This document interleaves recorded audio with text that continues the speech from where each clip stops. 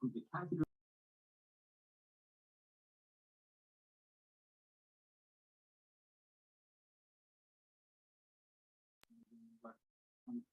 Hello, can you hear us?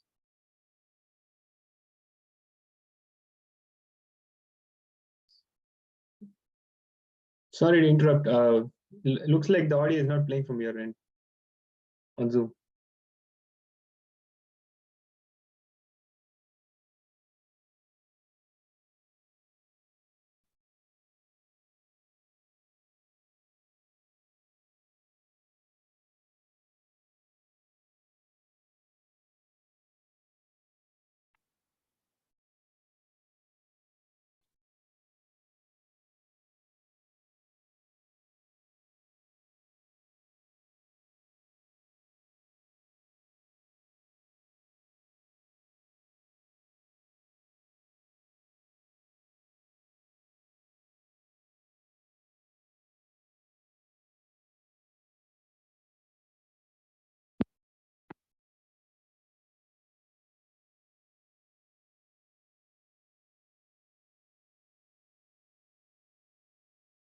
Give the microphone.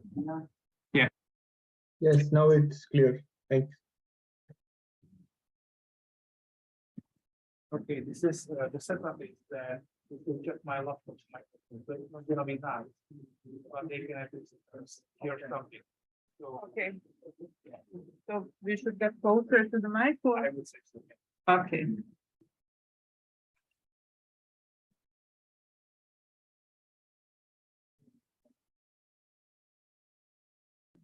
Okay, now we can continue. So, yeah, if you want to learn about kind of some newer interesting works, I suggest if you are not already familiar with these two works, you have a look at them later on.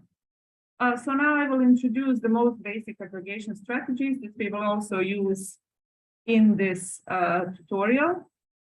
So assume that we have a group of 3 members, Alice, Bob, and Carl, and we have 10 items for each item. So we have the full item rating, user item matrix. So for each user, we have all the ratings, and we want to see what is the appropriate items for this group to be recommended. The first aggregation strategy would be relative voting. So in this case, each group member votes for his or her favorite option. The most votes option that gets the most votes is the best alternative. So in the first case, we don't look at the ratings, so that don't be confused with the ratings. So the first in the recommendation list, if we see all the favorite items of all 3 group members, so the option A gets 2 votes because it's the favorite item for Alice and Carl. Even though Bob really hates this would be recommended. After this, the second best option for Carl would be option E. So this would be the next item that's suggested. So I again repeat, we don't look at the ratings here, just like what's the vote of the group members. And then we continue in this way. The next item would be F, the next one would be D or I, etc., etc. At the end, we would have something like this recommendation list, A, E, F, D, or I, H, and G.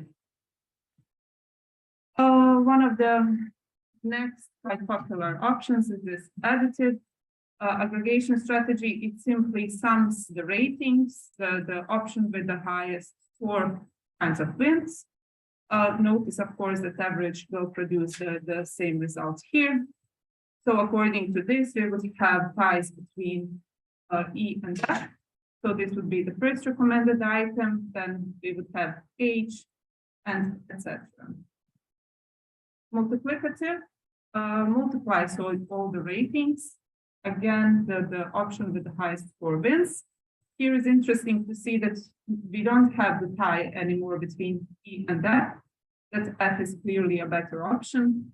So this strategy usually in these comparisons is the best one because it can differentiate between really high ratings compared to this option where we have 10, 7, and 9 in comparison to 9, 9, and 8. So again, we have now a different recommendation list in this case. Least misery simply takes the minimum of the ratings for the option. So A would be 1 rated. It's a kind of a borderline strategy because it eliminates items that are hated by some group members. So in this case, again, we would have F, E, D, H, etc. Of course, there are also strategies that consider fairness. One of the simplest options would be that in certain order of group members, they choose items that they like the best. So here it's really important in which order they choose. The recommendation list will be completely different. So we have Carl, Bob, and Alice. This is the order. Carl chooses first. He might choose A. Then Bob goes. He has equally prefers B, D, F, and H. In this case, we can make him select one of these options or put all of them at once. And we repeat this for Alice until we exhaust all the options.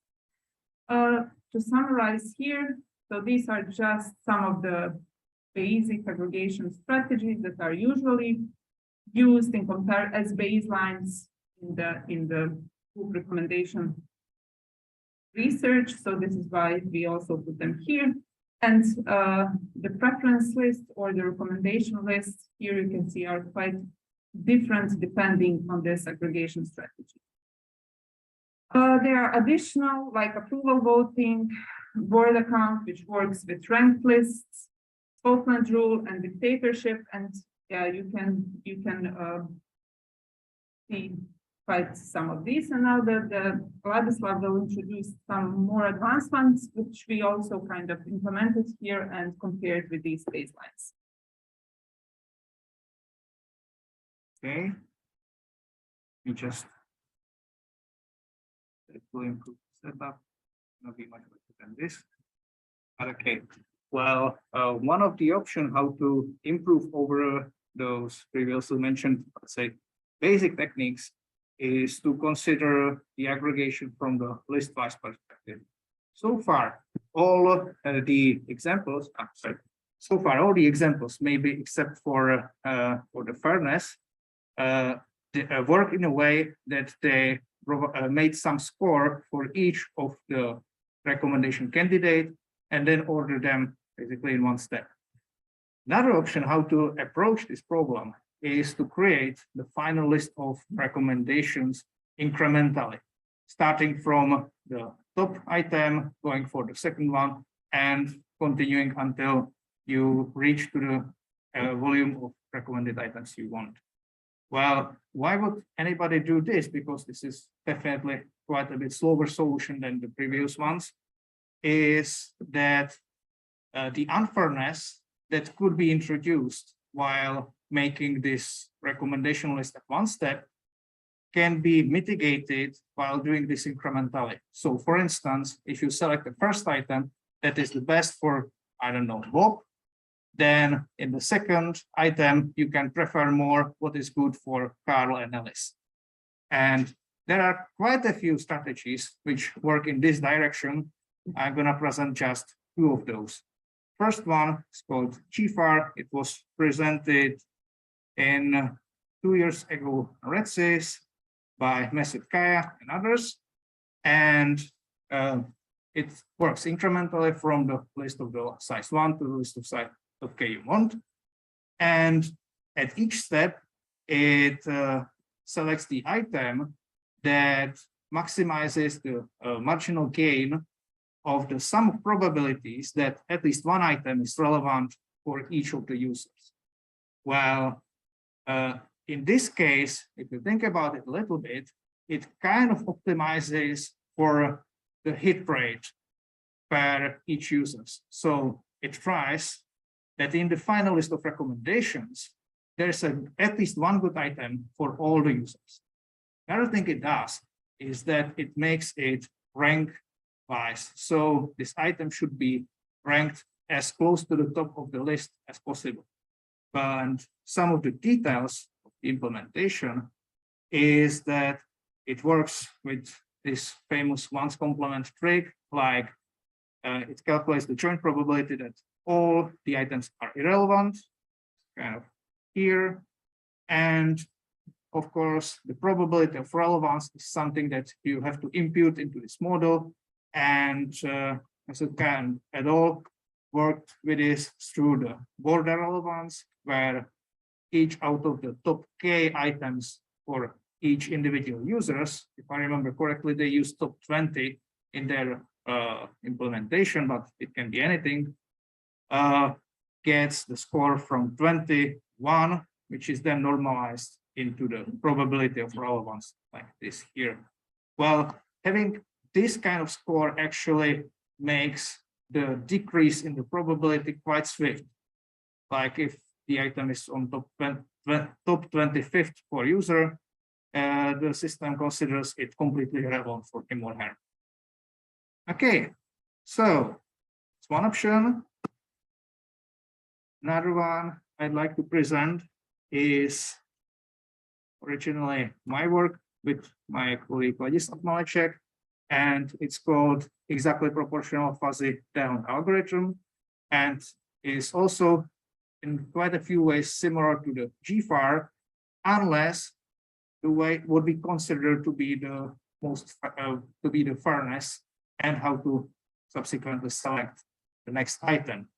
So what we are trying to select here is the item that maximizes the exactly proportional sum of all group members gain, all the approximate gains through the estimated scores given by the individual recommender system. So basically it's sum of estimated relevances for all the items that are recommended. And what I mean by exactly proportional can be kind of illustrated by the image on the right. So imagine that we got members 1, 2, 3, and this is the sum of what relevances they achieved so far with the generated lists. And there are like 3 options of the list with 1 bar and list with 2 bars. And for the list number 1, we got these sums, like the height of the slope. And you can see that all the group members received the same amount of relevance score in sum. But it is quite low compared to the list on the right side, where you got members 1 and members 3 who received quite a lot of relevance in sum, but member 2, which is almost ignored. And here we got another situation where the achieved relevances are not exactly same, but close, and is a little higher than what you can see on the left. And what we actually select as next item is the one which maximizes the size of those green bars. Yeah. Okay. So that's for exactly proportional fuzzy down. Thank you. So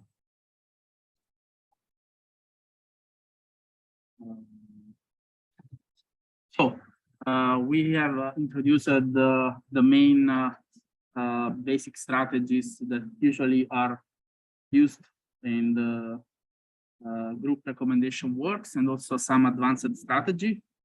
Now we start introducing what are the aspects of this problem which mostly needs to be considered when you are evaluating a group recommender system, because they affect the performance of the recommender system. One thing, of course, I wanted to mention, if you have questions, just raise your hand and interrupt us. And the question here in the chat actually is connected to this, because the first element that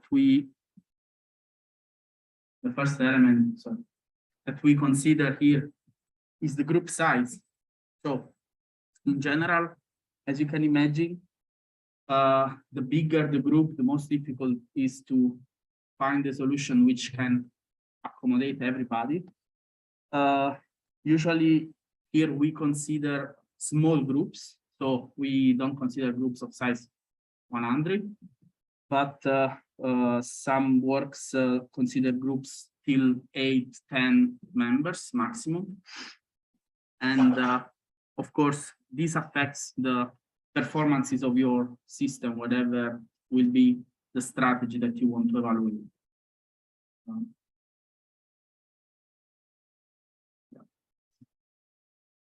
Another generic characteristic related to the group is the group composition.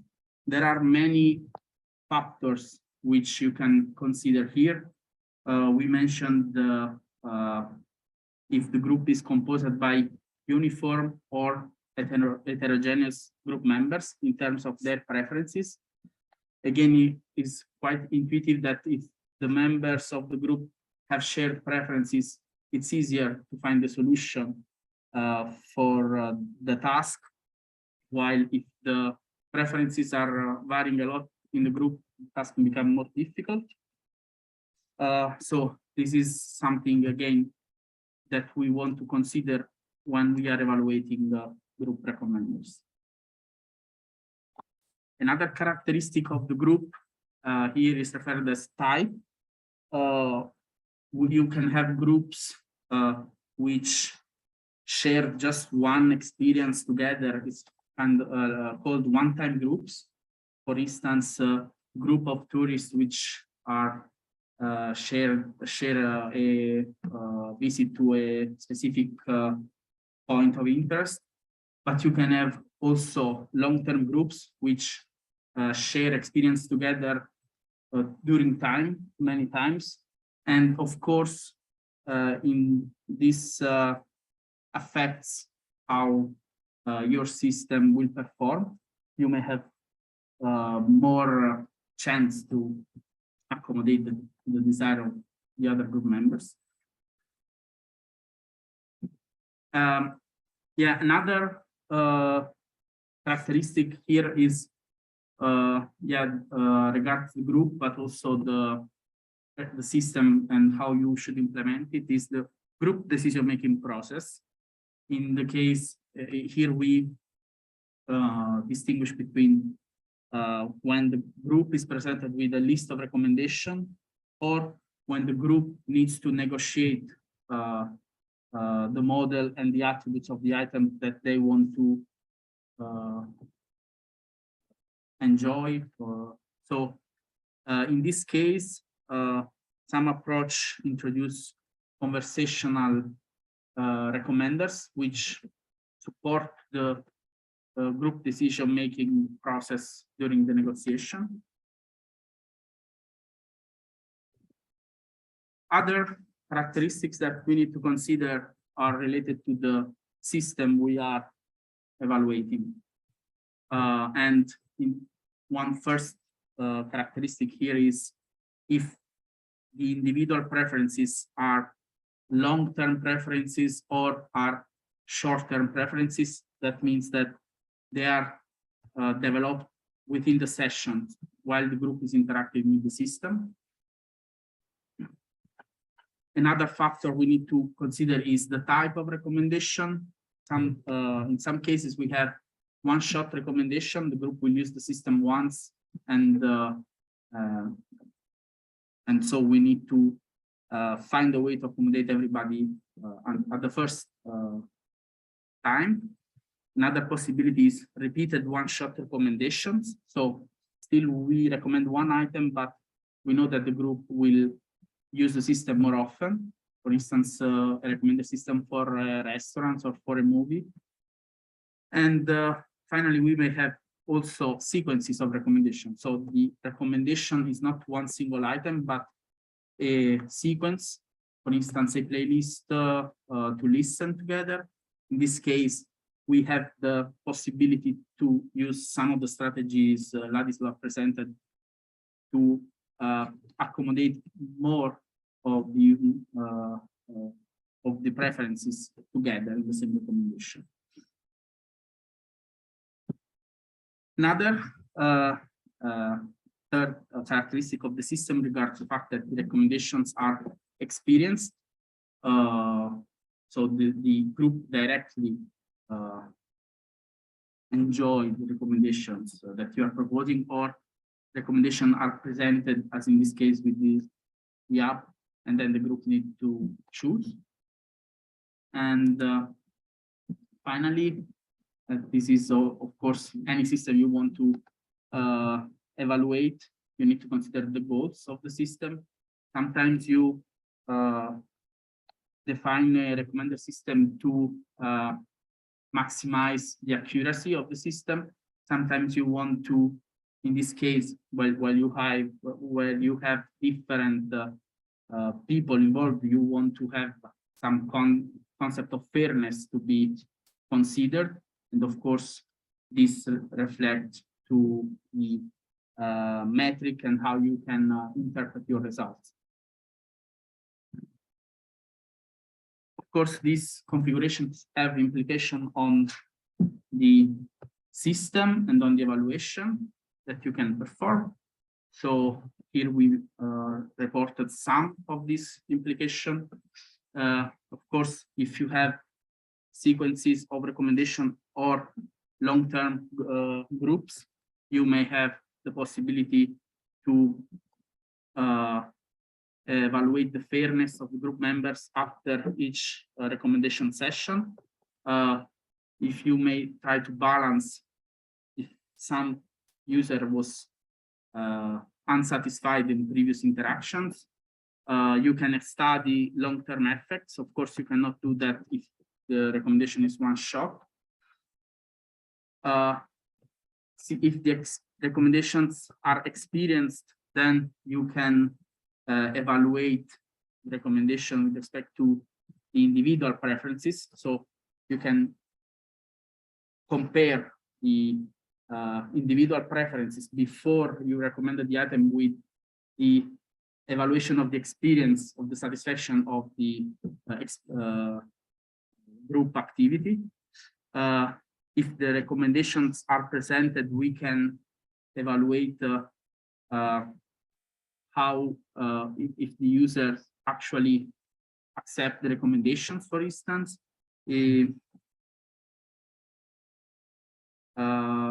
And yeah, regarding the group size, again, of course, if the group is larger, become more difficult, or heterogeneous become more difficult to apply consensus seeking methods in an efficient way. So we should consider this in the evaluation, and this should be reflected also in the evaluation metrics. And finally, in case in which the system is based on a negotiation, support the negotiation or the group decision making, of course, this may be really hard to evaluate offline because you don't have this information usually, and you cannot, even if you have the information about a real interaction, it's difficult then to understand how the thing would change if the system was helping the group in that situation. So some works use simulations here, where the group members are modeled as agent and they act in a simulated environment. Of course, here you need to be careful about the assumption that you made in the simulation, and if these are helping or biased towards some of the strategies that you want to evaluate. Okay. Okay, and now let's move towards the more details of the evaluation part. So, well, most of the stuff which Francesco said so far should be, of course, reflected in the evaluation. Some of the implications were mentioned, but there will be plenty of others depending on the specificities of the particular task at hand. So, definitely, all trials to do the offline evaluation I really should start with really a deep think about what is the configuration of the system, what are the expected goals, etc. Well, while doing this, usually then comes the hard part, considering what you actually can do with the data you got available, or you can at least think of it's available for collection. For this, we will differentiate mostly the two key aspects. One is whether you actually have access to the data where there are real groups or not. Okay, even if you do have data about the actual group composition, there are few more points you should think about. Well, what you might want to have, not always have, is to have some information about what was the final or at least intermediate choice of the group. You can have the knowledge that there is some group out of those 5 users, but quite often you might not have this information whether the group in the end chose something. No. Then, if you do have this information, you might be able also to collect the satisfaction of individual users with this selected choice. And of course, in most of all recommender systems scenarios, you do have access to the individual preferences of the group members. Well, that would be probably the basics. On top of this, you might get some more information that could be relevant both for the evaluation process, but also for the recommendations generation, which might be some variants of the group characteristics, maybe even some information about how the negotiation within the groups works, or whether they are supported, for instance, by conversational assistants, etc. Okay, if you are in the situation where you do not have the real composition of groups, then all those information you do not have either. So the main question would be how to at least generate synthetic groups so that the results based on the synthetic groups could be transferable for the real ones once you have them. And there could be a few other questions to solve regarding the evaluation pipeline. For instance, what should actually be evaluated, if it's coupled or decoupled evaluation, which I'm going to talk in a while, and what are the biases that are present in your data and how to mitigate them. And of course, evaluation metrics, which should depend on the goals of the system. So let's consider this kind of pyramid of data availability. On the very bottom, there are individual preferences, which you should probably have whatever type of recommendation data set you use. On top of it, group composition, knowing which users are part of which groups. Above of this, availability of the choices, either final or intermediate, that the groups have made, and whether you got some mapping between the group choice and satisfaction of the individuals with this choice. And on the plane of the pyramid, there can be quite a heap of other characteristics, group or the group decision process, etc. Well, I'm not gonna talk about the details of the plane of the pyramid because, well, there's too much variability to be covered during this tutorial, but let's just see what we can do with the pyramid itself. Okay, so starting with knowing the choices of the group, which you can imagine the diagram like this. You got the individual ratings here. You got the group definition, which should put also somewhere here towards the group aggregator. The group aggregator creates a recommended list for the group. And you also got the group choices, which kind of gives you a ground truth to compare this list with. Okay, so probably the first choice of the approach you might have would be, all right, so let's compare how my recommender systems work in contrast with what was in the end selected by those individual groups. So what you are after is various accuracy-based metrics with respect to the group selected options. Now we can differentiate a little bit based on what kind of group choices we have. Probably the most common variant would be when you got the only one option selected by the group. Well, you gave them a bunch of options and in the end they selected some. So for this, probably anything like a hit rate at top K, mean reciprocal rank, discounted first hit, and these type of metrics. I do gonna assume that you know most of them. If not, they are not difficult to find, or we can discuss it during the hands-on part. Okay. The other option is that you don't have one but multiple selected choices by the group. This would most probably happen if you do not have access to the final, but some intermediate decisions of the group.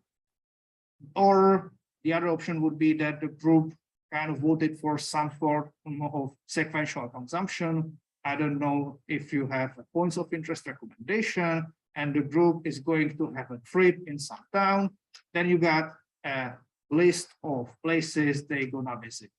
So then you may have this kind of sequential information and multiple selected choices by the group. For those kind of stuff, if you do not have information about that one choice is better than the other, then most probably you are after something like recall precision at top K, mean average precision, or those kind of pretty standard metrics. And the last option is if you do have a graded relevance information, like this one is the best choice, this one is the second best, and this one is the third best, either like this, or in a form of ratings, they are to some extent transferable, then you are probably after something like normalized discounted cumulative gain or any other metric that is available to accommodate graded relevance. Okay. Well, of course, all those information might be biased. Most probably what you're gonna have a problem here is with the presentation bias, or in other words, the group cannot choose something they are not aware of. So depending on what kind of data you have, we're gonna describe it a little more with the tourist data set, which actually got the group choices and the group satisfaction, where this presentation bias is not really present, it's not much, but the situation might differ. So probably there are two kind of top level options with a few more details below, but the main difference boundary is if you do have the impression data or what was shown to the group, or even with something like a magnitude of how much the group experienced this particular thing. For instance, if it was shown like the first choice in recommendation or somewhere down below where they might not even reach it. Or you may have a more detailed information, for instance, if this is a web page, you may know whether the individual group members scroll up to this particular choice. But then definitely number one choice would be restrict the evaluation options to what was experienced by the group. It's not perfect, but as a first approach, this should do. Of course, having impression data is not common. So quite often you have to do without them. And then there are quite a bunch of options which basically tries to predict what was experienced by the group or what was the probability that this particular item was experienced by the group. Well, those approaches usually goes towards something like inverse propensity score, where you are weighting the individual candidates inversely by the probability that they were experienced by the user. And this usually goes to something like their presence in the feedback data, like more often you got ratings or other type of feedbacks for that item, the more you expect, sorry, the more you expect that there is a chance that all the group members know about this option. Well, inverse propensity score is one way to do it, but there are quite a few others. So if you're interested into this part, I can only recommend last year's recommender systems tutorial on bias issues and solutions in recommender systems. You got link over here, and there's, if I remember correctly, also the whole video from the tutorial. Okay. Now, having a group choice is good, but having also the user satisfaction might give you some additional perspective. So it's just visualized here that instead of the previous one, we also got this ground truth per user in the level of user satisfaction with the choices the group in the end made. And here, what you can think about are a few options how to use this new information. One, what you can focus on is the fairness of the decision of the group decision process itself, which is more relevant in the online scenarios, of course, because there you got means to actually modify this group decision process. But even in the offline scenarios, at least to stating the different levels or for instance, checking whether some group parameters may affect the level of decision fairness might be interesting work. Another direction that might be important or interesting is to check how much there is agreement between the individual preferences, well, made before the group decision process and the post-decision satisfaction. If there is a high agreement between those two phenomena, then in many cases, you can just stick with the first one and hoping that the results you got with the individual preferences are kind of transferred to post-decision satisfaction. Unfortunately, quite often this is not the case, but you can also focus on a little less grained information, whether if you make an evaluation with respect to individual preferences, and this evaluation will suggest some particular method to make the group recommendations, whether the same method would win if you use the post-decision satisfaction. Okay, so this is basically this. And well, what would be probably like a dream job for offline evaluation is that you got access to multiple selected choices and choice satisfaction per each choice for the user. In that case, you can, for instance, check whether your group aggregation algorithm recommends those choices that are, let's say, more fair or got higher overall satisfaction. But unfortunately, we are not aware about any data set which contains this information. Okay, well, if we do not have the choices of the group, then we, of course, have to resort back to the individual preferences of the group members. There are two basic options how to make the pipeline for this. It's either that we stick with the known information from the user profile, it's standard train test settings. So we hold out some data and then evaluate with respect to those. We're gonna call those the coupled evaluation. The other option is that instead of this, we're gonna use the prediction of the preferences given by the individual recommender systems. This we're gonna call the decoupled evaluation, and I'm gonna say a few more details about it in a while. Okay, what such systems usually aim at is twofold. One is to maximize the overall satisfaction of the group, and the other is to ensure some kind of distribution of this satisfaction about the group member, among the group members. In other words, they aim for some form of fairness. As for the overall satisfaction of the group, I guess this is pretty similar to what you know from individual recommender systems. Basically, you can evaluate the individual satisfaction with the items recommended to the group and use basically whatever metric you want, depending on what you assume is the model of user satisfaction, what makes your users happy. It could be something like accuracy, base metrics, precision of report call, mean MAP, normalized discounted cumulative gain. But of course, you may focus on different range of beyond accuracy metrics or some combination of both.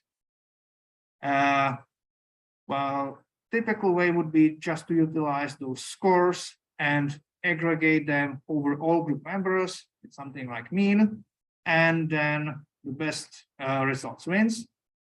What is sometimes performed is that you normalize those scores with what the users would gonna have if we give them their individual recommendations instead of the group ones. This kind of gives you closer upper bound what was achievable by the individual recommender system down in the data processing pipeline and what the group recommender system could differentiate from. Okay, but this is probably the less interesting part. More interesting is what to do with the satisfaction distribution among users. And here, again, we have to start with what we consider as a fairness, what we should aim on. And there are three kind of general variants how to do it. One we can call a one-hit fairness, basically saying that one relevant item per user is sufficient for the recommendations to be fair.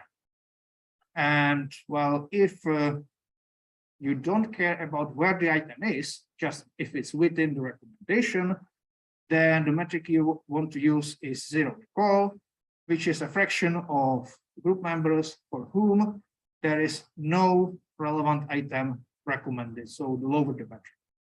If the position of the relevant items is also important, then you can go for something like discounted first hit or maybe mean reciprocal rank, where you only consider the first relevant item, but its contribution is discounted in the case of DFH by the log2 of its rank. Okay, right now I'm not talking much about what does it mean that the item is relevant. We're gonna get to this during the hands-on. Okay, another option is that you consider the list of recommendations to be fair enough, not if just one item per user is relevant, but if some fixed volume of the items are relevant for each of the users. One of the methods for this kind of fairness is envy-freeness, which works as follows. So the item is envy-free for the user if it's within the set of his or her top K most preferred items. In some settings, you use top K %, which is kind of indistinguishable from the top K if you know the size of the data set, but it's a small difference. And then if you got a list of recommendations, then you basically count how many relevant items for the user are there, and you put a threshold for this at the level of M. And what you in the end count for the group is the volume of users for whom there are at least M relevant items. So something like the envy-freeness or 3 envy-freeness with the value of 1.0 means that all the group members got at least 3 relevant items within the list of recommendations. So this is the second option. And the last option is based on the distribution of the target metrics themselves. So basically you're saying that the whole list affects whether the user is satisfied or not, and implied whether the list is fair for the user or not. In this case, the workflow would be to select the satisfaction metric, could be normalized, discounted, cumulative gain, or anything else which you probably use in the overall satisfaction. Then evaluate the metrics for all the group members and return some statistics of the per group scores distribution. The typical ones are either the minimal score per group or the fraction between the minimum and maximum score. But there are a few other options which I believe were not tried in the context of group recommender systems. Nonetheless, they might be relevant. One would be, for instance, to compare it with respect to some ideal distribution. It could be uniform, but doesn't have to. For instance, if you got some relations between the group members, or you can, for some visual evaluation, depict the distribution itself, like a histogram or something. Okay, now knowing what to evaluate is good, but how? And for this, we got two basic options depicted here. Well, you got the typical scenario where you got the train set, the test set, the train set you use to learn the individual recommender systems, which provides you estimated rating that are used in the group aggregator method to create a list of group recommendations for each particular group. And now the question is, what you're going to evaluate this with? One option is to use the test data as a ground truth. Another option is to use the estimations of the base recommender systems as ground truth. Again, denoted as coupled and decoupled. Well, okay. I assume that the coupled variant would be what you probably consider as more natural. It got some drawbacks. One would be that the performance of your group aggregation strategy, which I for now assume is something you're going to improve and develop, is tied with the performance of the base recommender system. One thing is, if the base recommender system is bad, and no matter what you make with the group aggregation strategy, the result will be bad as well. The other thing is that some parameters of the base recommender system might affect viability of the downstream group aggregation strategies. So for this reason, it might be interesting to try to decouple the evaluation from the performance of the base recommender system and only evaluate this group aggregation solution you come up with. Of course, there are some drawbacks. One would be that even in this case, the results might be affected by the general statistics of what you got from the base recommender system. The other one would be that this is not suitable for these combined recommendations, which Amra was talking about at the very beginning. Okay, so what kind of biases I was considering in the coupled evaluation? Well, imagine for this moment that you got popularity bias in your test data, which is, I'm afraid, pretty normal. And also that you got popularity bias in your base recommender system algorithm, which is also pretty standard. So at the moment, what you got is that the feedback on popular items are more often known.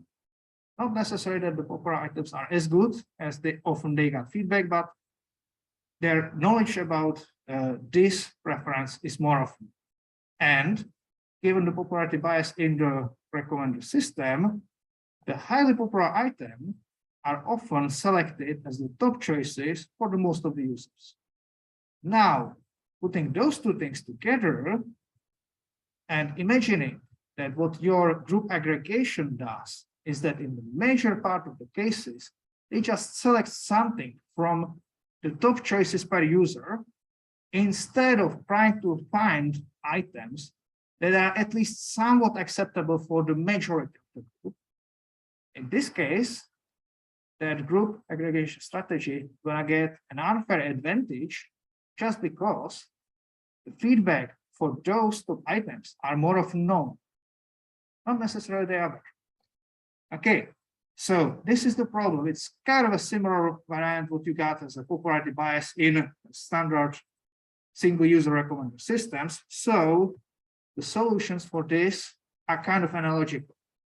One thing you can do, which I tried with a colleague of mine, is just to evaluate the results with something like inverse propensity score rating. Or the other option you can try is to actually re-rank the group recommendations based on either inverse propensity score or something similar, like Yasin and Delić tried. And well, if you're thinking about what is this value ever ranking, if you know maximum marginal relevance, the famous diversifying paper from SIGIR 98, this is kind of analogy. So you create a larger list of recommendations and then re-rank them based on a combination of the original relevance and this either inverse propensity score or something similar. Okay, just to illustrate that it actually matters, there are few results from our previous paper on the coupled or decoupled evaluation, where what you see here is the coupled evaluation without trying any debiasing. And this gamma here incrementally increases the severance of the penalty the popular items are receiving.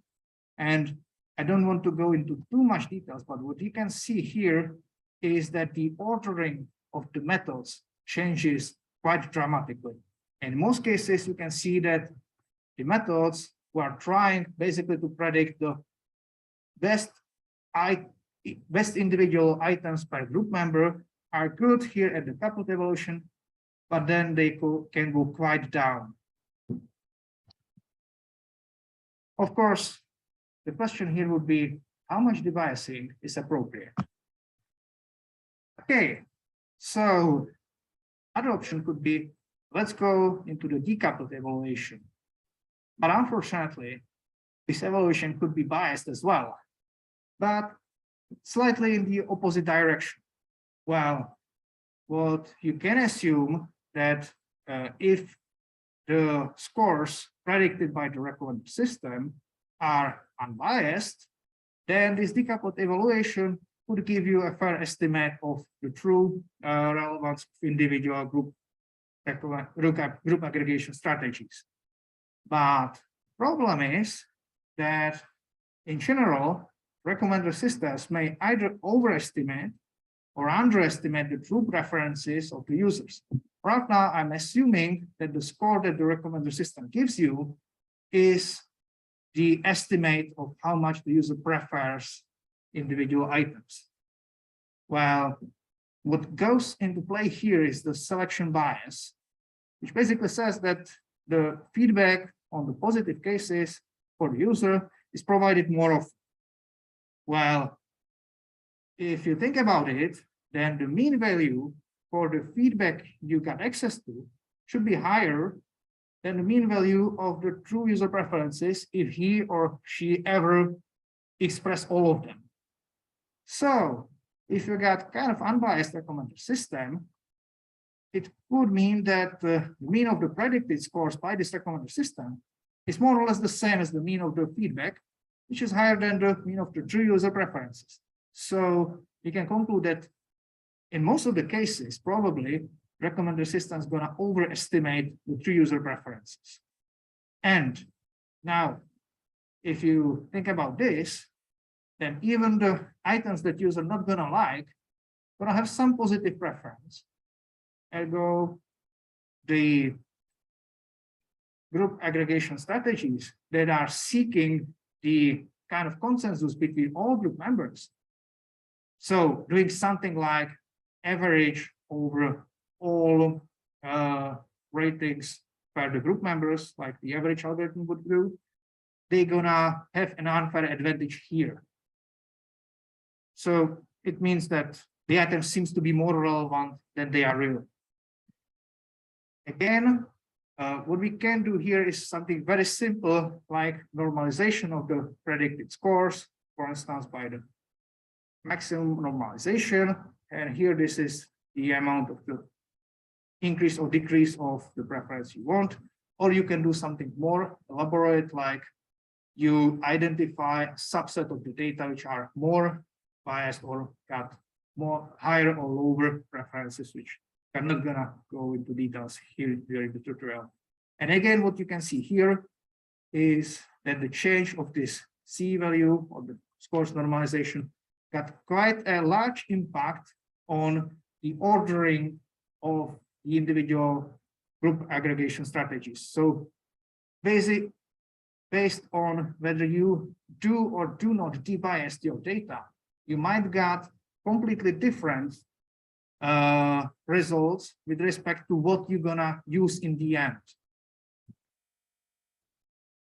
Okay, now going to the evaluation when you do not have the actual groups, and I got a little sore throat, so.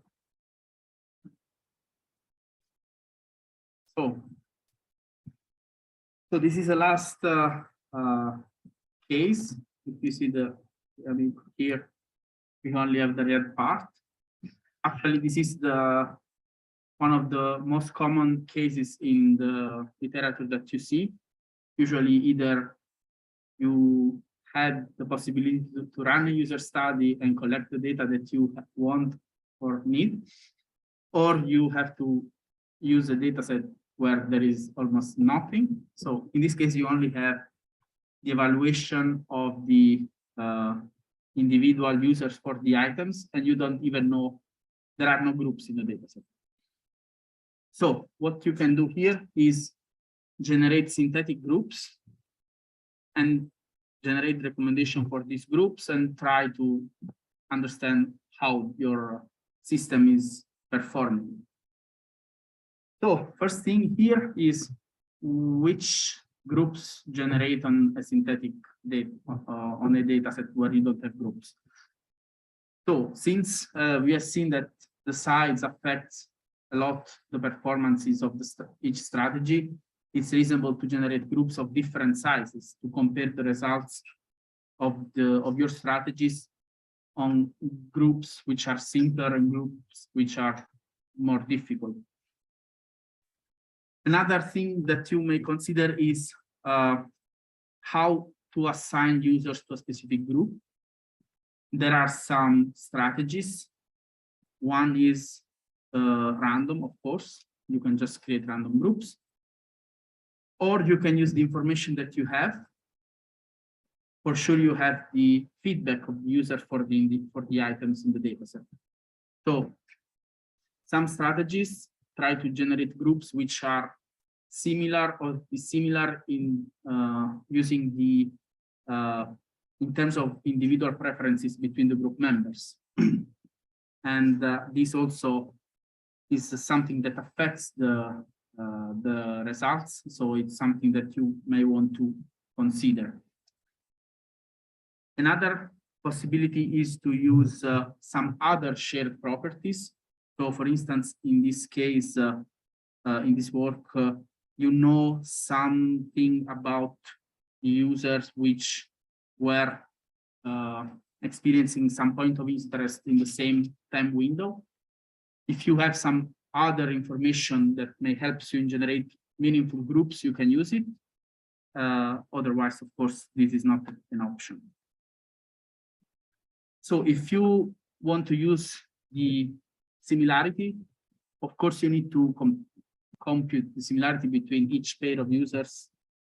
And the choice of the similarity metric may be something important. So one thing to remember here for all the things that we are mentioning is that when you decide to go for one choice for your evaluation, you need to report that and explain why motivated in your work.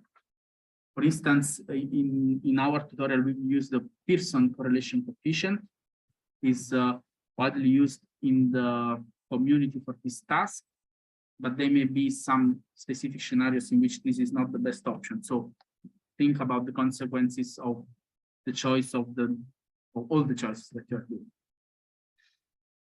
One possible algorithm here is to select the first member of the group at random, and then until the desired group size, you select other group members, adding users.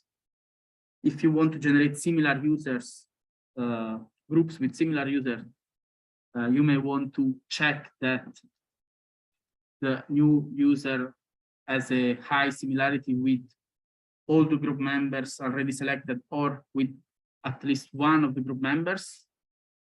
This is something that usually is not mentioned.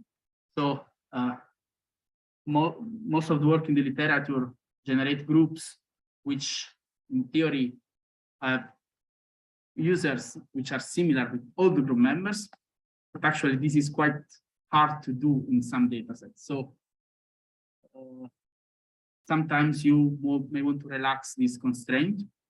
We will see what is the effect of this soon. Same thing for the divergent groups or dishomogeneous, whatever you want to call it. So users with a similarity above a threshold. This threshold that you use may have an impact, so you need to make an assumption, and this is related to the similarity metric that you are using.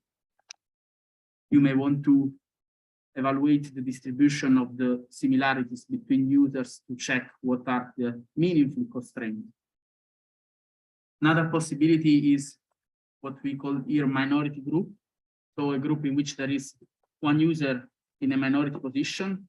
The group is in general similar with shared preferences, but there is one user with preferences which are different from all the others.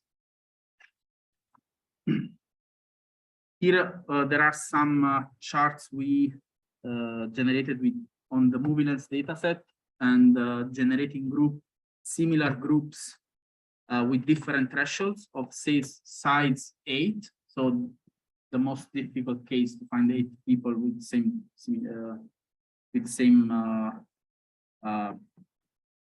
preferences.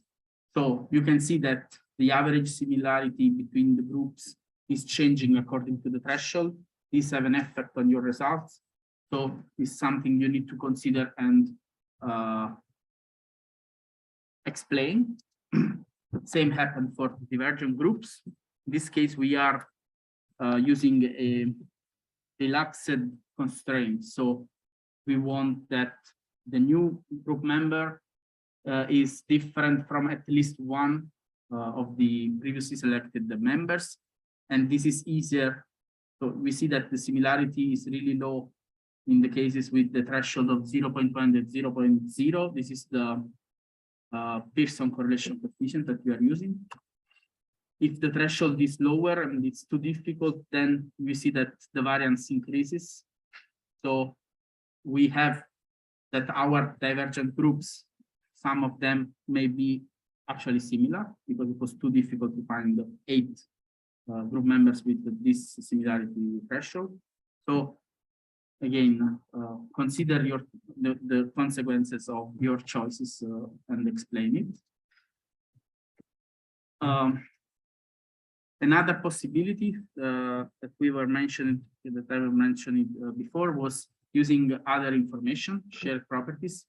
In this case, in this work, they generated a group using POI's social network information. So POI is point of interest. So they generate groups of users who check that the same point of interest within a certain time frame. You're assuming they were there together, but of course you don't always have this information. Regarding the long-term evaluation, so if you are evaluating multiple recommending sessions per group, you can evaluate different aspects. For instance, you can focus on the overall utility and the perceived fairness after certain number of steps. So you can see how this evolves on time. You can allow or not the algorithm to take into account the results of the previous sessions to generate a new recommendation, which is which, for instance, may consider that some of the users were not satisfied from the previous sessions. Another aspect to consider is how you partition the data. So in the case in which the recommendations are consumed sequentially, you need to consider the order of in which these were consumed. In this case, some works may use random splitting. In other case, you may want to have a time-based partition. So considering this time constraint in the partition.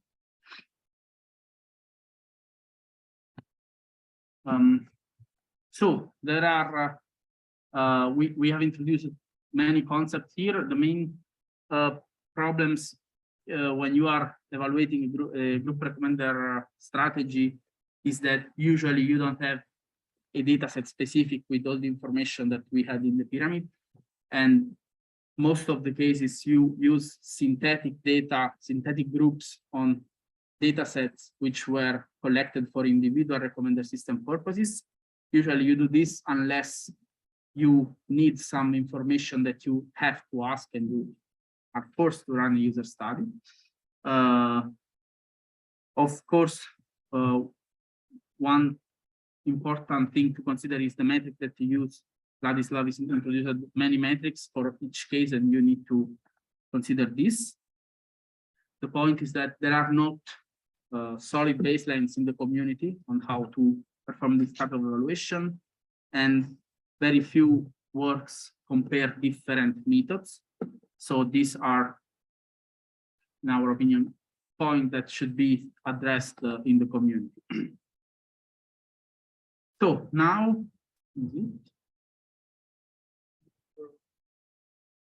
okay. Now we can start with the hands-on session. But first, we have two use cases that we present today. So the first one is classic problem when you don't have group information, you don't have group feedback.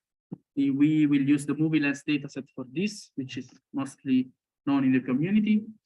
And then we will see how to approach the problem when you have a dataset with some information about the groups and the groups' choices and feedback about them. So first case, movie lens dataset. We use the 1 million version. We have 1 million ratings and given by 4,000 movie by 6,000 users. And we don't have information about the groups. So the code that we provided on the GitHub project, you can access on the link that is, I think, in the paper. Basically allow you to do several types of evaluations. There are some choices that you need to perform before the evaluation. In general, the pipeline starts from the dataset, which is the movie lens dataset, but you just need the dataset with the ratings given by some users for a certain type of items. You use these items, this first for generating the groups and then for the evaluation. So focusing on the group generation, as we have seen before, we need to decide type of group to generate, sizes that we want to evaluate. If we want to generate groups according to the similarity, we need to define the similarity metric to motivate it. And for each of these, for each group, for each type of group, how many groups we want to generate. The data set is also used for the evaluation, of course. So as you would do for any machine learning system, you need to divide the data set into training and test set. In this case, of course, you need to define a methodology, how to split the data, if you want to run a cross-fault validation or not, how you want to split the data, if you use a stratified split or not. Maybe useful, for instance, in this case, to use a stratified split on the users, so that you have data for each user in the training and in the test set. Then the training data are used to train the individual recommender system. Here we use, we are aggregating the recommendation, so we need to generate the individual recommendation and then aggregate them. So in this case, how we so we need to perform some choices, for instance, which individual recommender system we want to use. Of course, this is not the focus of our problem, but this will affect the results. So which strategy to use, for instance, and also on which item we want to compute the predictions of the, usually you have the test set. The test set contains some rating of user for some items. You generate the prediction for all the pairs between user and item. So for each user in the test set, you generate a prediction for all the items, so you can apply the group recommendation strategies on all the items. Then, of course, you need to decide which recommendation strategies, which group recommendation strategies you want to implement and evaluate. And finally, for the evaluation part, you need to define metrics you want to measure and which type of evaluation you want to produce. So let's have a look at the code of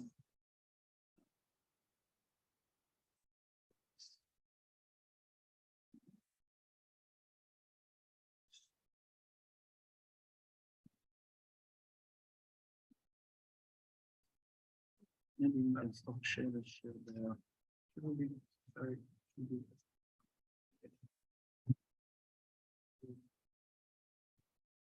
Okay.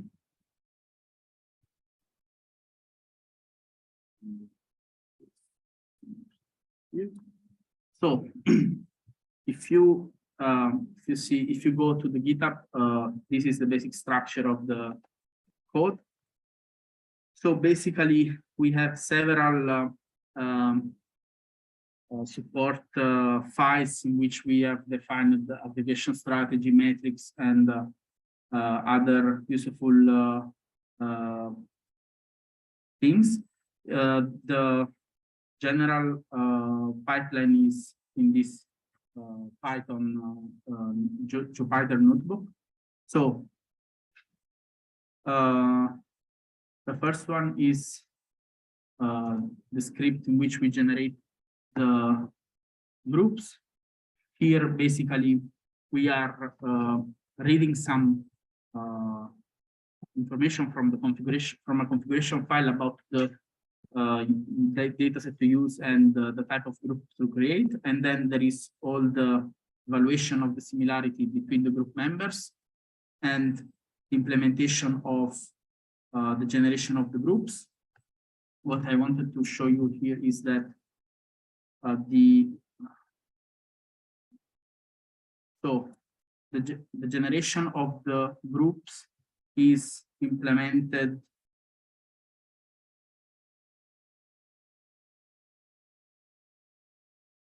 here. So we defined a class called group generator and some group generators which generate groups of a specific type.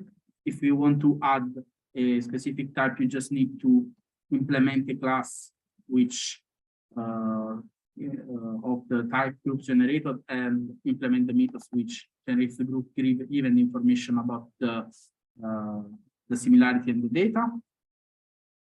If you have some question, maybe later we can answer about these details. And the general pipeline is in the file GRS evaluation final data set.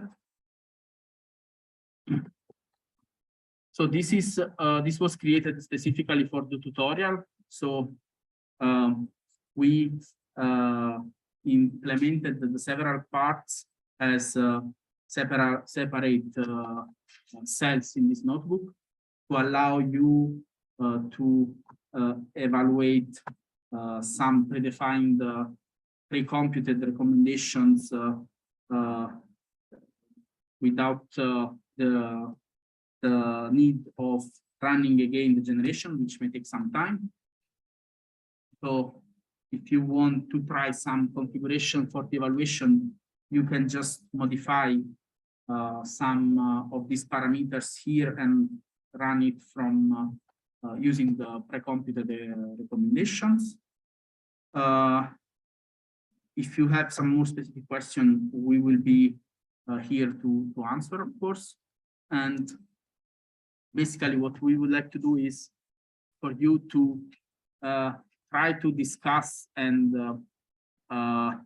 set up an evaluation setting. So decide what a configuration of the evaluation which may have sense in this scenario with the movie recommender system where you don't have information about the groups.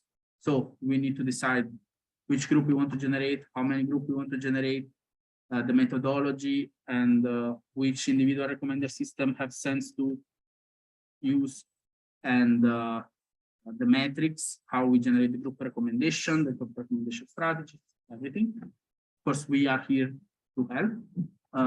Then you can download the code and you can try to evaluate your strategies, to perform the evaluation that you plan.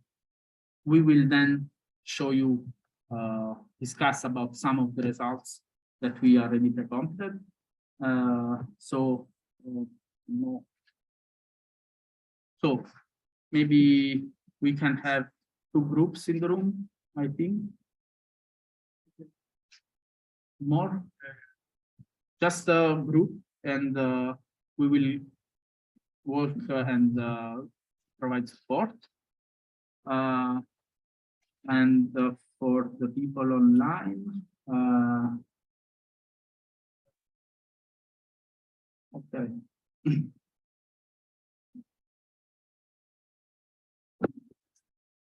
Okay, I guess this is the time if you do not want to do the hands-on session, well, like most of you, well, you can leave us, but if you do, and we'll be more than happy if you do, then it might be good if we make, I would say that 4 groups, like basically spatially coordinated, you guys, if you don't mind to actually get together yourself and try to discuss a little bit what you think that it would be appropriate solution for this. 3 of us gonna try to kind of hop into the discussion and check what are your ideas, what do you think that is the best or not good, and well, modulate it a little bit. All right. Would you like to create like breakout rooms for online participants? Well, for the online participants, this part is quite hard, but what we can definitely do is try to at least answer the questions or monitor what are your suggestions or proposals. And of course, what you can do is to download the code, and within the code there are some pre-computed results. Otherwise, So maybe we Cool. can- So could you like link the slides or this link in the chat, Zoom chat? like you start your kind of configurations for the evaluation, and then we can run it. I need that Lisa wouldn't want to run it themselves. yeah, Yeah. it looks like in the end it's gonna be 1 group. No, it's fine. Even like for you, think about the configurations, and then maybe we can run it just to see the different kind of effects. Okay, so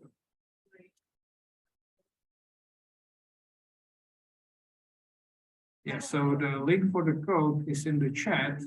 And just for the online participants, what we can do is if you download the code, then within the pre-computed data set for movie lens, there are already run evaluation runs. There are like 10 or 15 of those, where you can explore differences between individual methods if you change the evaluation pipeline, like if you try coupled or decoupled evaluation, or if you try different types of debiasing or different types of feedback binarization.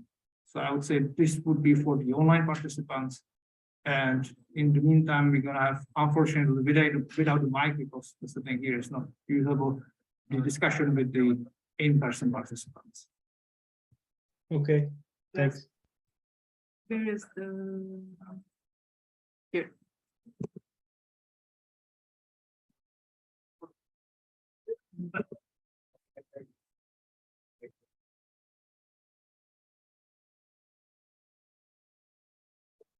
So the first here is the points line to what we talk about the that the first is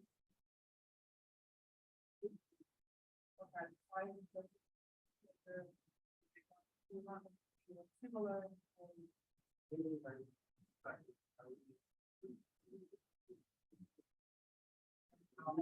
At the moment, the movement, sometimes we go.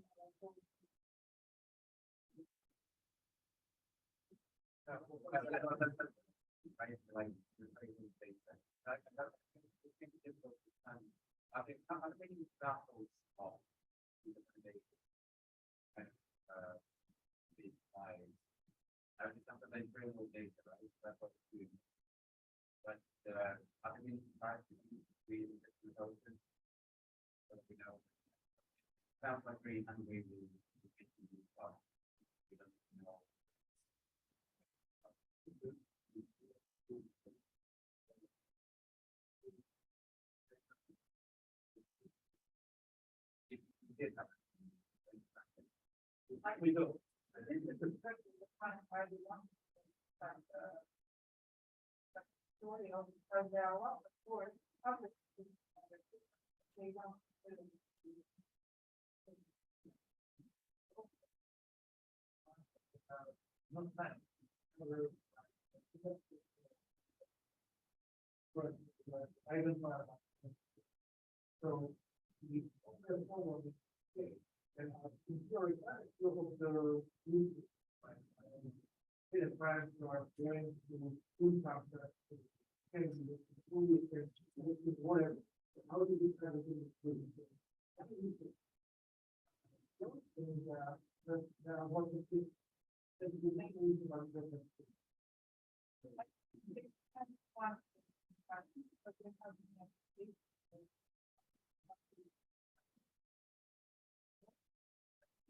And this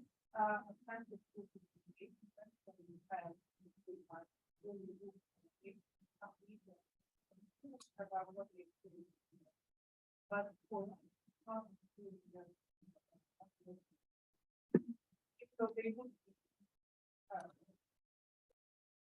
okay, maybe we can show yes, again, you get some magic numbers.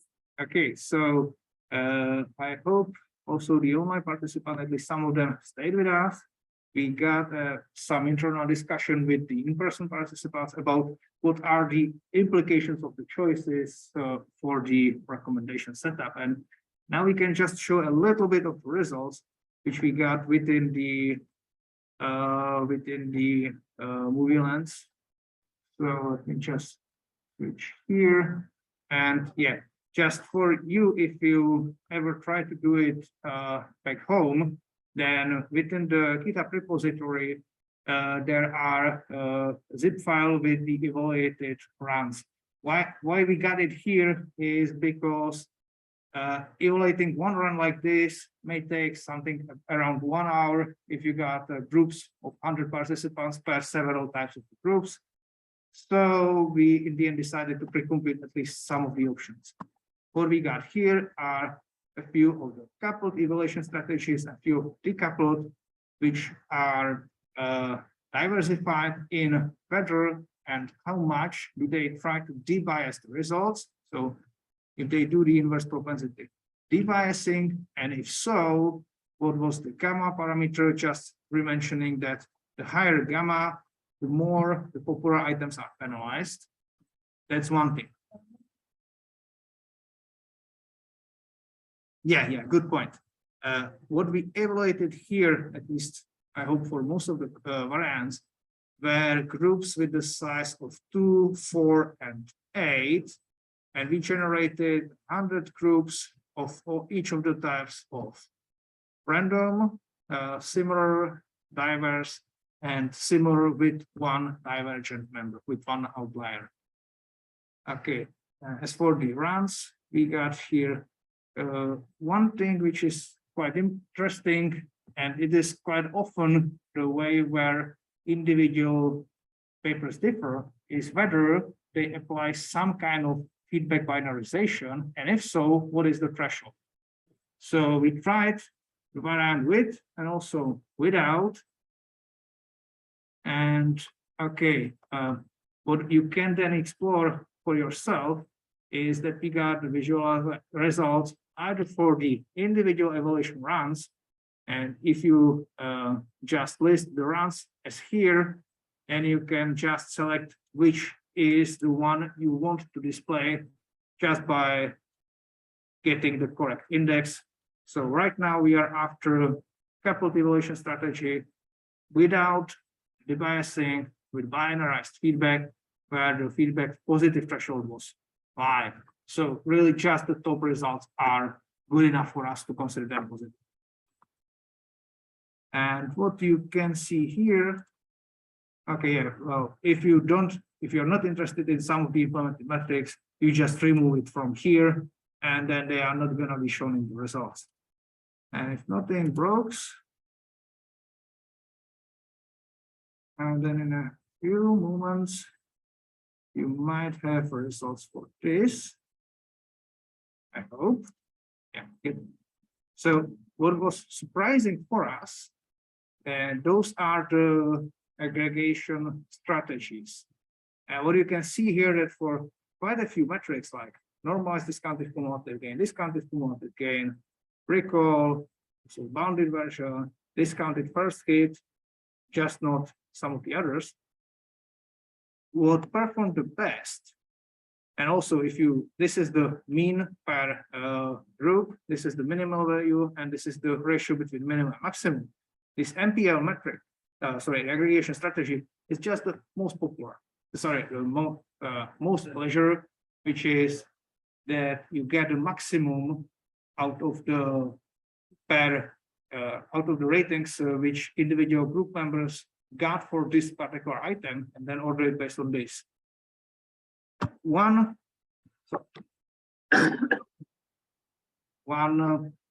possible reason for this, again, goes towards the popularity bias. So it means that the items that got the highest scores are usually the popular ones for whom it's more probable that we got some feedback. So it may be like this, although I'm not thinking that this is the whole picture of it. Okay, so you can try to play with those, all the evaluated runs, and of course, back home, you can try any others, which is based on the config file. And yeah, just to show a little thing, how we do the evaluation is that right here in this cell, you define the individual evaluation variants, and those are the values which differ from the defaults in the config file. So we just run through all those variants, and then what we do here is that we compare all the runs that exist. They just store the result as pickles and keep only the variables which differ throughout the available runs. Okay, and just to have a few more things here, what you can see, I'm not sure whether this is, sorry, just a second.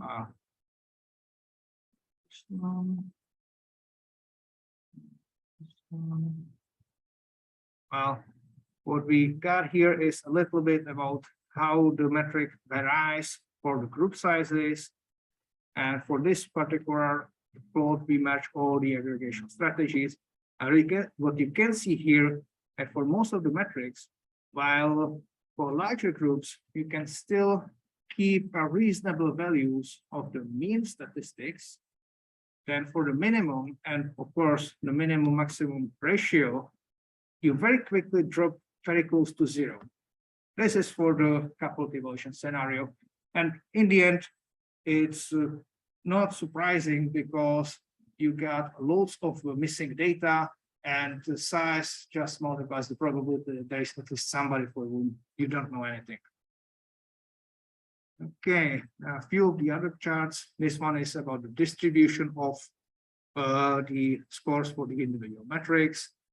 It kind of goes towards last year's perspectives paper or the perspective workshop talk, where we were kind of persuaded not just to show one value per aggregation, but try to get a little bit deeper look in what's happening here. But in this specific case, we did not find anything that would violate this one value estimates. What we can do here is that we can have a look at how multiple evaluation runs differ from each other. And what, just to give you an idea, what we got here is that, again, based on the existing runs, you just select some of them based on the index method. And right now we are selecting the coupled evaluation strategy, where we use different thresholds for the binarizing the feedback from very low one to very high one. And what we can have a look is, for instance, for the discounted cumulative gain matrix, how this changes. And again, what is for me surprising is that the good results of the most pleasure is kind of immersed for almost all the variants within the binarization threshold. So it doesn't really matter on where you make the threshold for what is positive and what's not. Most pleasure is still seemingly the best. Okay, I guess this one was a very short briefing through this. And now I'm gonna switch to Amra for the. Can I use my laptop? Oh, or not? You can, but I might Okay, it's keep no it big thing. here. No. Then we'll need that. Yeah. Okay. So, as I mentioned at the beginning, I did my PhD on group recommender systems in tourism domain. But for us, it was really important to obtain data about real groups. And at this tutorial, so I also share the data set, which is like one of the rare data sets that has individual preferences. Then groups really interacted, made some choices, and then they provided what they choose. And then they even provided how satisfied they individually were with each choice that they had. So the data was collected at several universities Europe-wise, Vienna, Delft, Leiden, and Sarajevo, also in some other cities in Austria. And yeah, for details, there are more details, but I will tell you a bit more about this data set and the data collection procedure. So we had in each of these instances, we had the same 3 phases structure. In the first phase, we provided them with some questionnaires, and they gave us like their demographic data, big 5 factors, which is this personality model. We also had some tourist roles, which is like from the tourism literature, where you can kind of make types of tourists based on this questionnaire, and explicit preferences on 10 destinations that we pre-selected. We also asked them how familiar they are with these destinations in terms whether they visited that once, 2 times, or even 3 times. Then we placed them in groups. They selected who they want to be with. The only was that they couldn't be in groups larger than 5 members. They talked for 30 minutes. We told them like your trip would be paid, you are going to a conference and you have the option of these 10 destinations. Choose the first option that you would really like to visit and also give us the second if there's something wrong with the first one, like you cannot go there or whatever. And they did this in 30 minutes.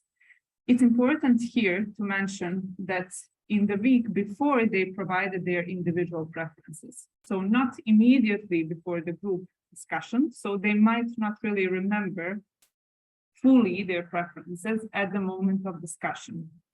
And in the third phase, we gave them again questionnaires. We asked, okay, what did you select? How satisfied you were? How difficult the whole process was? How well do you identify with the others in your group? This comes from the social identity theory, like you feel more comfortable and usually you are much happier in groups of people with whom you identify very well. How do you perceive yourself similar to the others in the group, and give us the description of how you made these decisions, because here we also wanted to see whether people really use some aggregation strategies that we assume that are good for people or not. So this was this part. So this is just to show how rich this data set at the end was. So the color indicates in which phase it was the things were obtained. Here for the tutorial, we provide individual ratings. Groups compositions. Each group member could be, actually each user could be a member of only one group. Group choices, so 2 choices. And we also provide this individual feedback from also, actually here we are missing the user features, age, country, big 5 factors. This is what we provided. And for the feedback, like choice satisfaction, difficulty of the process, and in the identification with the group. These are just some, yes. Sorry? Yes. But I don't know this language. Sorry. Here. Okay.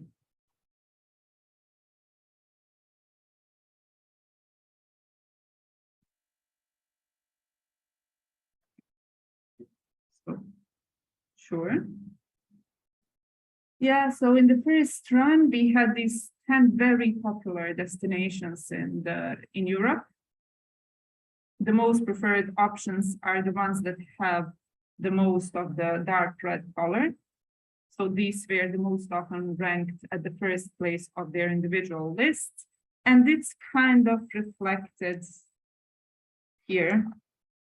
You see Rome, London, and then Copenhagen has quite uniform distribution, but here it was most often the second option for group members. In some cases, they mentioned fairness was important to many groups, so maybe this was the case because it is kind of uniform here, the distribution of preferences. In the second data collection procedure, we actually wanted to see if we make some kind of destination types based on this tourism literature. Like the first one was, Budapest, I think, was nightlife or something like that. Girona was getting familiar with the local communities, enjoying the food, etc. Interlaken was, I think, nature or something like. So these were all the really specific categories and representatives of these categories. We expected to have more diverse preferences, but actually, again, we had quite uniform preferences, and here we used ratings. So these, at the end, are the group sizes, 2 to 5. And in the rankings data set, we have 173 participants organizing 47 groups. And in the ratings, we have 82 participants organized in 24 groups. Now, the pipeline, of course, looks completely different because we don't have to generate. You can use something to generate individual recommendations if we had the larger data set and some individual ratings were missing. But what's really interesting here that you have these group choices, so you really have something to compare against. You will see in the hands-on thing that it really differs based on what you compare against your algorithms. And as I said, we also had this feedback, the satisfaction, and in a certain way, you could use this also to evaluate. Now, in our case, what we did, because we had group choices, and for each group member, the satisfaction for this group choice.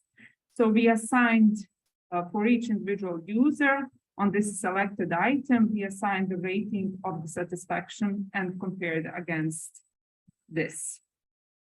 Okay. So we have this. I need to move this down. Oops. Okay. Here's this one. It's Processing, and probably the next one is. okay. So I will also just. Okay, the first one is just the configuration that you want to pull from the config file. Then already pre-processed data set. So there is a specific, you have this notebook which pre-processes the data set. What it actually does, it just adds here the similarity scores. So you have similarity scores, and based on these similarity scores, you get whether the group is similar or dissimilar. Then we prepare the ground truths. Here we consider the first option, that the ground truths are really group choices, which you can discuss. Like, do we really want our recommender to match what people did? Or should we do better? If we say we want to do better, what is better? So this is really, I didn't answer this in my PhD, and I don't know the answer for this question. So this is the first thing. The second thing is the user satisfaction. So for each group choice, as I said, we assigned the score of the individual satisfaction, and then we have the ground truths at the individual level, not the group level. And finally, we also wanted to show you what it would look like if we compared to individual ratings that they provided before discussion. One of the major findings in all my analysis was that preferences change. When you discuss, people pursue you to change your mind. They have information that you don't have. Even just the order of people who talk affects the end decision. So if you have some kind of group discussion, what's in the individual preferences might not be reflected in the group choices. And for us, it was really not reflected, which was in a way surprising, but in a way it also confirms many studies that were done in psychology and social sciences. So then, yeah, we create the ground truth for different settings. Group recommendations always, of course, use these individual ratings that we have, and then we evaluate. These are the 4 variants that we did. So the group choices, we compare against them. The group choices here are always actually binarized. So it's either relevant for group or irrelevant item for the group. User rating. So this is, here we are we here binarizing? Yes. And since ratings are from 1 to 10, we say, okay, everything above 6 perhaps is relevant for that user. But yeah, here you can play with this. It might not be the case. User satisfaction, because satisfaction was evaluated with 4 statements, 3.5 is already quite high. So this is why we use this one here. One is when you binarize, and the other one is if you don't binarize this user satisfaction feedback. And then we run this main pipeline. It goes. We get these 4 evaluation setting results that are stored. So you can even just play with them. And you get here the information on what are the main settings in this case. So the first visualization here is for different, every column is a different evaluation metric, and DCG, DCG, recall, bounded recall, let's see, yeah, discounted first hits, and this is mean reciprocal rank and zero recall. So let me check. This is for different aggregation strategies. In this data set, actually additive and multiplicative usually perform the best, but let me first check which. So here we use user satisfaction as the ground truth, user satisfaction for selected items without binarization of the feedback. So, and this is kind of what's obtained. Here, the most pleasure did not perform the best. I would say why? Because it generates much more of these zero recall results than additive or multiplicative, which is like it's not even considering it as the relevant item for the group. Okay, the second part, per group size. So we have the NDCG per different group sizes. You would expect here to have the NDCG largest for the smallest groups, like for the size of 2. But actually here, it is surprising that we have better NDCG for groups of size 3, and then of course quite lower for size 4 and 5. This is because we did not control what kind of groups we make. So you might have many of the groups with size 3 of similar users.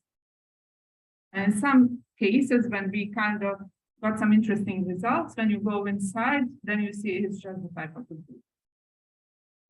So these are all the things that should be kind of considered. This is for all metrics, how the size affects the performance of the aggregation strategy.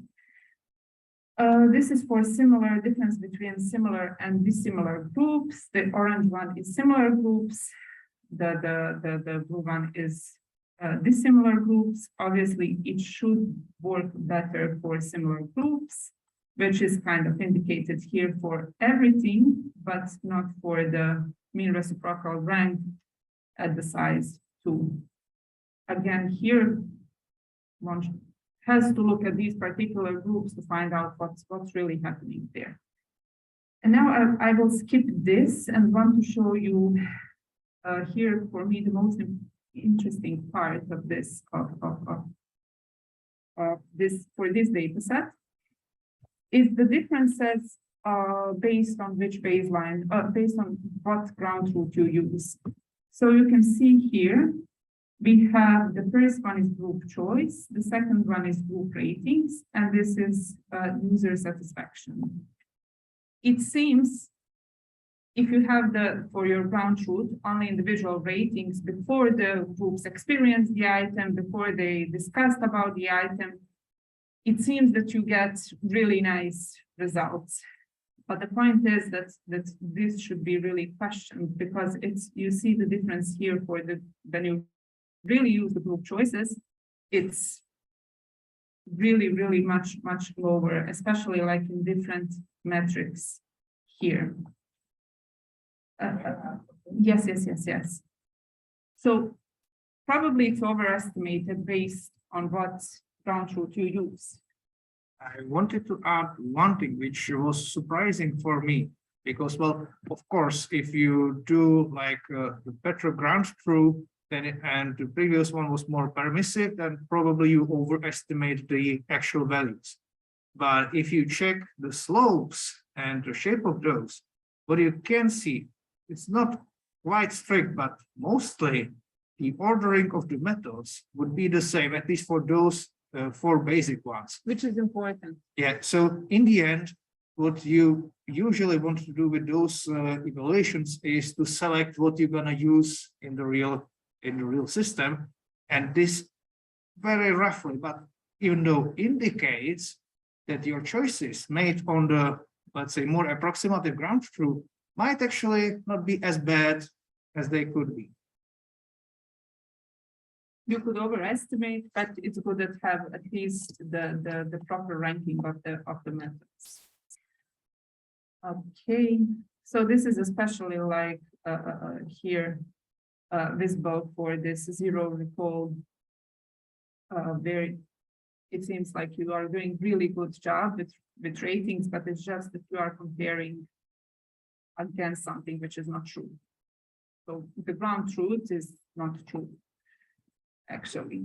So this is for me, as we were discussing, so for me, it's always very important to have really true data about groups.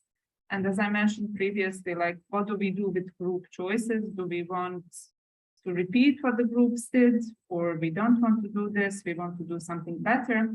But I think it's important in which direction the group might navigate in order to, even based on this, to try to find better options, and even to use these items to explain what other options offer compared to something that we might be sure that they would select. So, yeah, this is from my side and the tourism data sets. So it's available, and yeah, you can use it. Okay. So,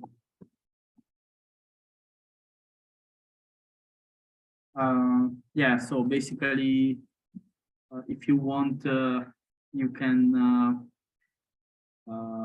play a bit with the data set and try to generate recommendations for different groups. In the brainstorming session, you had just to decide which strategies and which metric to use in the evaluation. Of course, this may be simple to design once you have the data. Just let's jump at the conclusions. So we have seen today how complex it is to evaluate the group recommender system in general, if you don't have the data, or even if you have it. The point we wanted to make was that the data that you have impact what you can evaluate, what you cannot, and how. And it's important, and I think not always considered. You should relate your results to what were your choices and why you make those choices. If your assumptions were correct, you should check if these were if you found that in your experiments. Something that is really missing in the community is thinking about reproducibility of your works or reproducibility of the works that are published. In both cases we have seen today, you have to make several choices.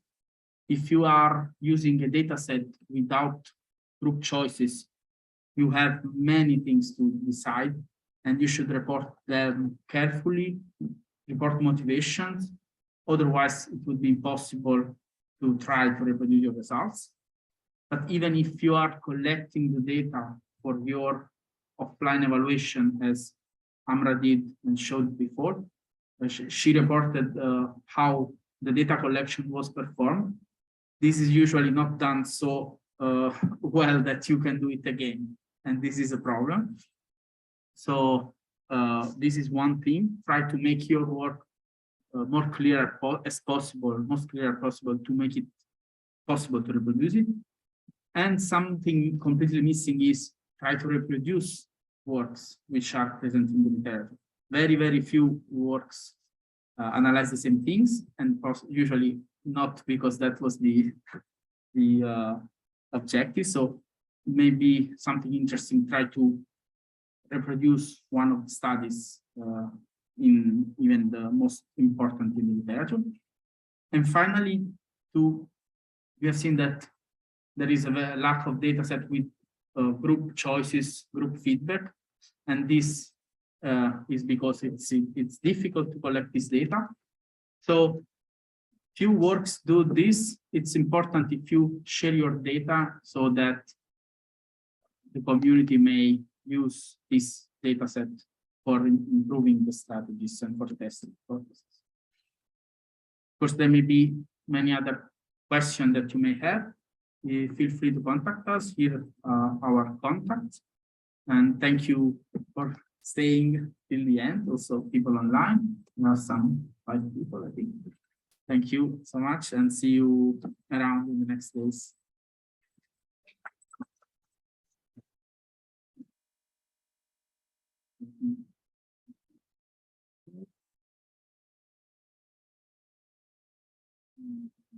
Recording.